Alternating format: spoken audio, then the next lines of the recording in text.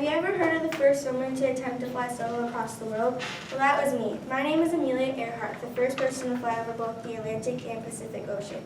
I was born on July 24, 1897, to my parents Samuel and Amy Earhart.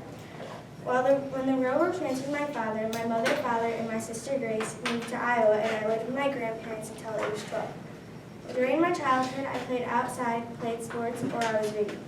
I went to a private school, then before finishing high school, I went to school in St. Paul, Minnesota, in Illinois. My father was an alcoholic, and my parents got divorced in 1924.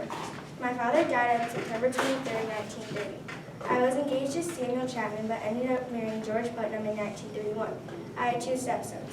I traveled to many places, including Toronto, Canada, during World War I, when I volunteered as a nurse for the wounded soldiers. That eventually led me to a career in social work in 1925. While I still loved flying, in 1928, I was then offered the chance of a lifetime, which was to be the first woman to fly across the Atlantic Ocean as a passenger. A few years later, on June 1st, 1937, I started my around-the-world flight with Fred Noonan as my navigator.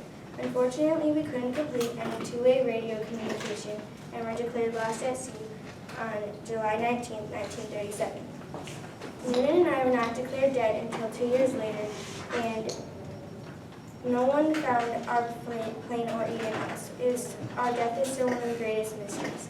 Now that you know some things about me, remember the most effective way to do it is to do it and always follow your dreams. All right, very good.